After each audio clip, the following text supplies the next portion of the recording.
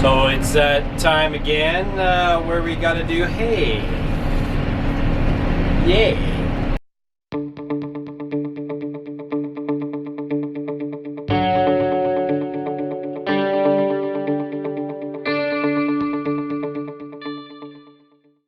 Okay, it's Saturday, July 13th, and it's time to do hay second cut. We cut it yesterday afternoon. I got some drone footage of that.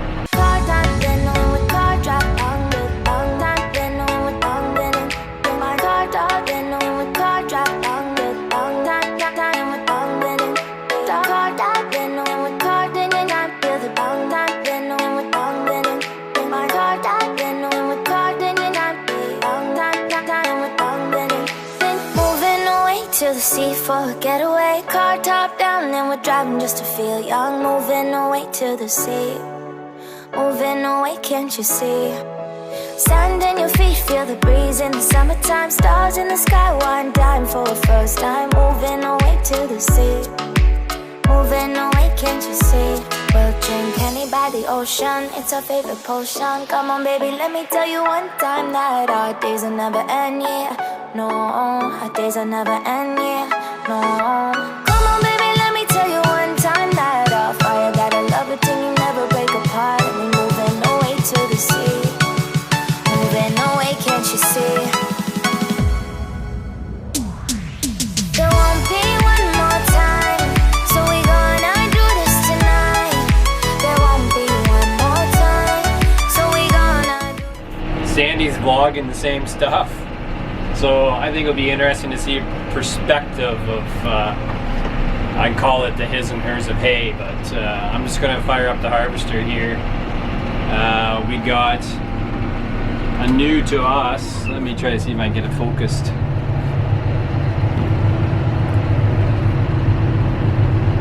Got a new to us John Deere harvester from friends of ours. They sold their dairy cows and aren't doing hay anymore, so they don't really need the hay equipment. So we got them from them. Nice manure pile here in the background. So we got their harvester. It's a really good shape. So I got the blades or the knives sharpened on it, greased up and ready to go. So I'm just gonna fill our first wagon here. So we got two wagons ready to go for the bagger, but can't really do both at the same time. So I'll see you in a bit. Now, before I go, there was basically no chance of rain today, and this afternoon now there's 60%. It's muggy. There's kind of clouds there. It doesn't look like it's too bad, but we do need a rain, so we won't be upset. It'd just be nice to get this bag filled before we get any rain. So anyways, I'm gonna fire up the beast and see how we make out here. So we got the first wagon filled. Harvester worked good. Seems to be cutting good. And guess what? Trying to spit rain. Just a little dark cloud kind of going over us right now. It doesn't look too bad, so just keep going here. Just a few drops. I think the moisture is pretty good on the hay, so Sandy's giving Jess the instructions on how to do wagons. She doesn't look too impressed. So I think you've seen in videos of Sandy's where we do have these quick catchers for the wagons. Just makes life really easy. Hooking up.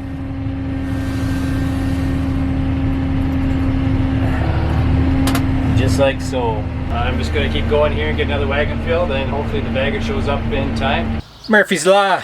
As soon as we start hay, it wants to rain. We just got, just a sprinkle, not much. Well, maybe a little bit to keep the dust down in the yard, but I'm not sure if it's gonna make the hay a little too wet. We got the bagger here, so I'm gonna try to do another wagon. We did two to get the bag going before it showed up here, so we had two right away. I'm gonna try to do a third one and see how bad it is. If the sun pops out, it'll dry off pretty quick and it won't be a problem. Let me just hop out and look at the hay a second. This is, as I said, the new to us John Deere harvester pull type. Our other one that we have one like this. It's a little bit tough shape. It needs a whole new set of knives. The pickup's a little tough on it. So I think we're gonna probably sell the Gale that we have, a Gale 825, and we got a John Deere, I think it's a 3750 if I'm right on my numbers. But anyways, it's cutting really good. We got her running good. That's the hay here. It's our second cut, like I said, and actually we're pretty impressed with the second cut for how dry it is. Look at the cracks. I can put my hand down those.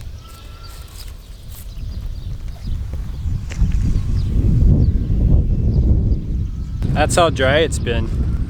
Now that's kind of damper soil right there, but it's been pretty dry. So Jack's just coming with the wagon now, so I'm gonna fire up the harvester and see if we can get another wagon filled up here. And the joys of auto steer.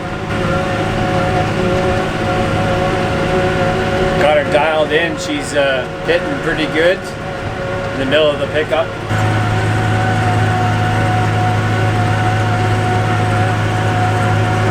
We're cruising along at about 5 miles an hour, 5.2. It seems to be working pretty good. Just gotta keep an eye on the pickup. It tends to want to creep up and miss some alfalfa closer to the ground, but not too hard to do that.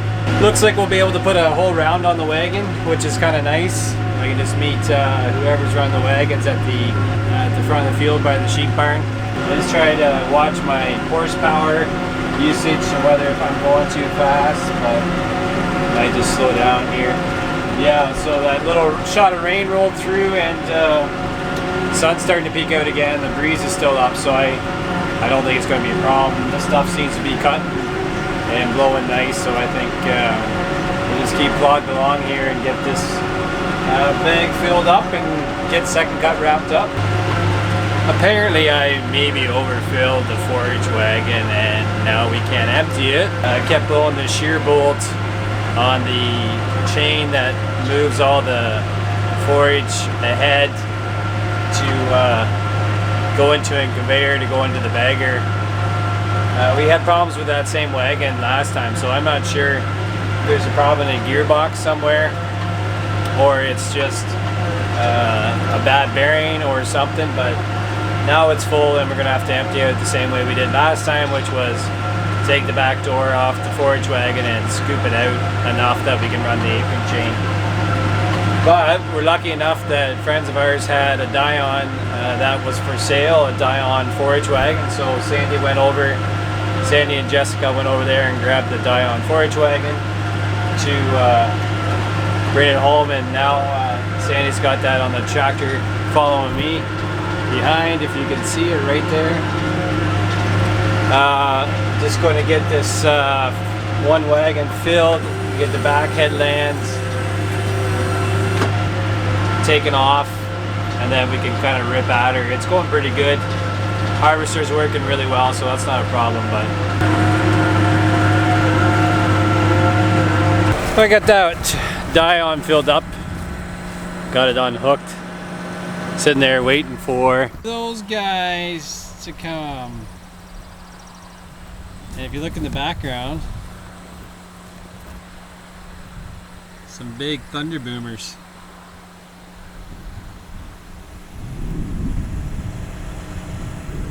That's to the southeast.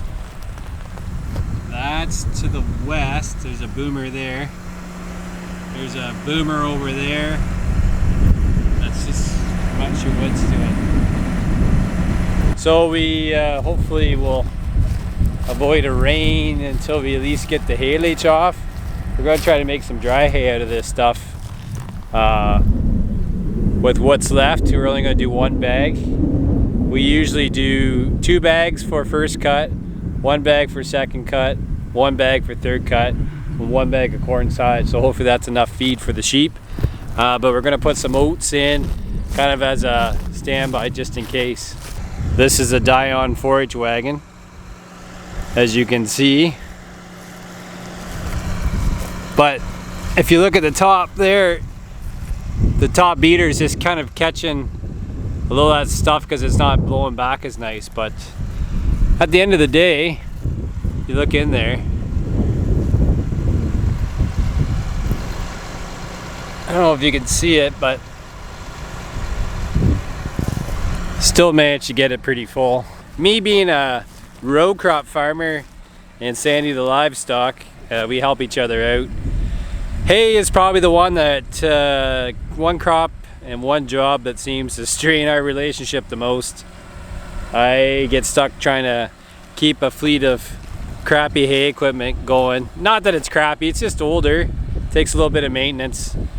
And she just gets uptight about it because it usually does break down. But first cut was a little tougher because I was trying to get soybeans planted, but second cut's always a little nicer because we have a little bit more help. Here comes the wagon.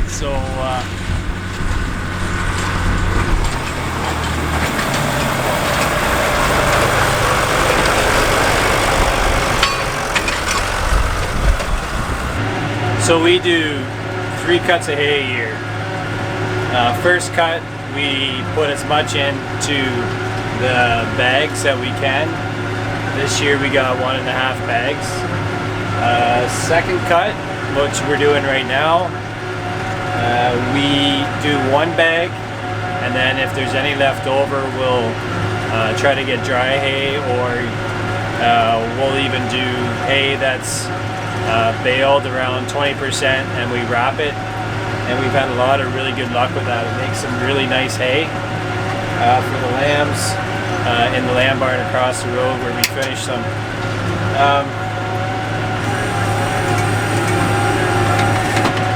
And then third cut, usually we just do 1 bag for third cut as well, and any extra, same idea, we'll just wrap, make dry hay or make baled hay and wrap it.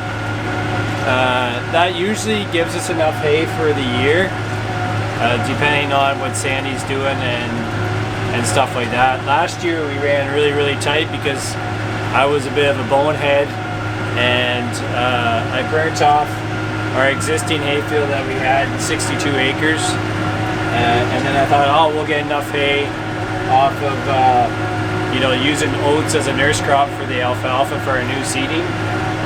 And last year was a drought for us, or at least dry up until about August, and we didn't get a lot of hay. With 40 acres now that we have instead of the 62, we have to be a little bit more diligent with our hay. So far this year we look like we could be okay, but we're going to put some oat cover crop in just to make sure that we don't run short of feed again like last year. I look after growing the hay for the sheep, and Sandy looks after feeding it. So we try to get the best quality of feed we can for her. I'm not sure what this stuff's going to be. It was just starting to flower when we cut it. So I think it's still pretty good. We'll see what the tests are coming back. Our first cut was a little lower in protein, but I think maybe it had to do with the wet spring we had. But we've had pretty good luck growing hay. It just takes some management. And as I said, I like growing hay. I hate harvesting hay. So does Sandy, but you gotta feed the critters. The worst part about hay is rain. You can kind of see it over there. That's a rain cloud that just missed us. It looks like we might be rained out. I don't know, there's a little band coming. We just got kind of a mist go through. Well, I wouldn't say a mist, it's a good drizzle go through, and things are kind of getting a little wet. Sandy's probably getting grumpy.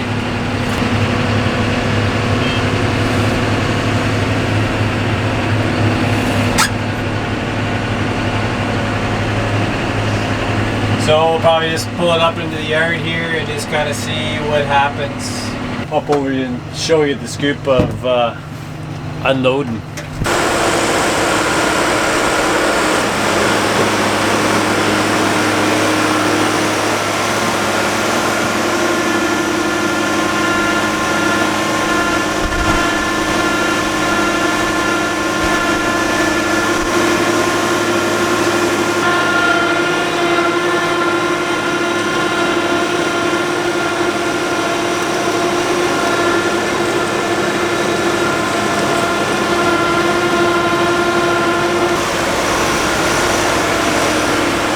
So the sun is back out. We missed that one shower. We're just gonna keep going here, and I'm not sure how many more wagons we need to fill the bag. It's about half full, maybe a little bit more, so we're into some longer rounds now that are going to not let us be quite as efficient, because I can't do a round two rows, so we'll just have to do what we can. I got one more of those left, and then after that it's gonna be a little slower. And I kind of thought we had a little bit more hay maybe than we do, so I cut wide out there to try to make it a little easier for it to dry down. So I'm hoping we got enough in the narrower windrows to fill the bag. I think we will. We should be okay. Day 2 of hay. We only have probably 3 more forage wagons to fill. It just got a little tough last night with the dew kind of coming in, and a little bit of moisture we got from that rain that got on it, like maybe enough to settle the dust. So we decided that we'll just finish it here today, those 3 wagons. Biggest reason is that it was along the edge of the field where we have a nice windbreak, and as the sun sets it just gets tougher quicker there because it goes into the shadows. And then we got probably about 5 acres we're gonna bale for dry hay. Hopefully, if not, we'll just wrap it.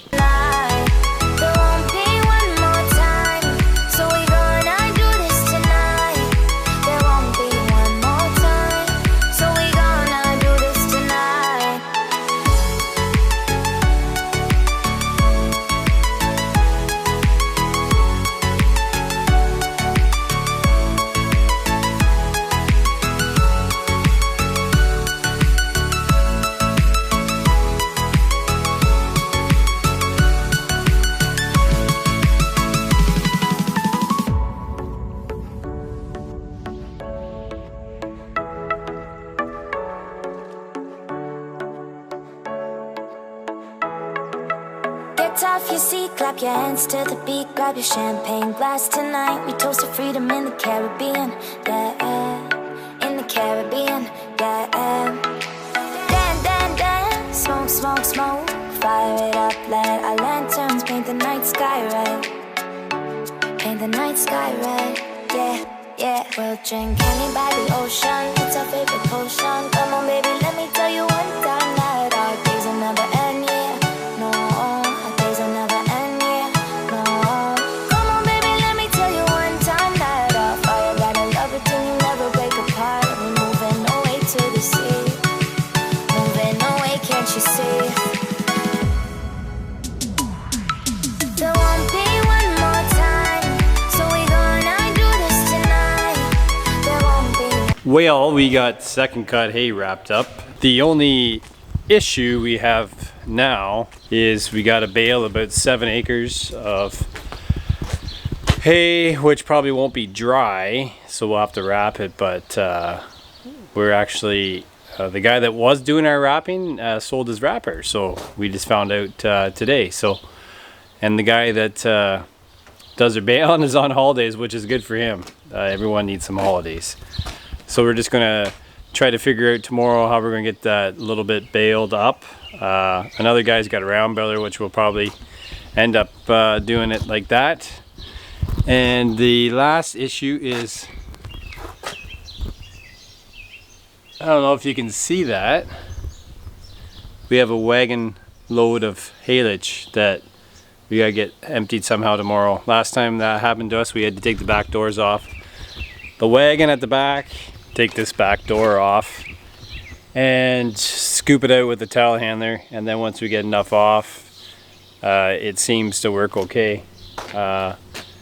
Don't know what's going on with this forage wagon. If anyone has any ideas why it keeps wanting to blow the shear bolt on the bottom apron chain, I would love to hear why that's happening all the time. I might have to tear it apart a little bit and look at what's going on, but they're well used, so it's not like we expect everything to be perfect. We do maintenance on them, but they're held together sometimes with baler twine and duct tape, if you know what I mean.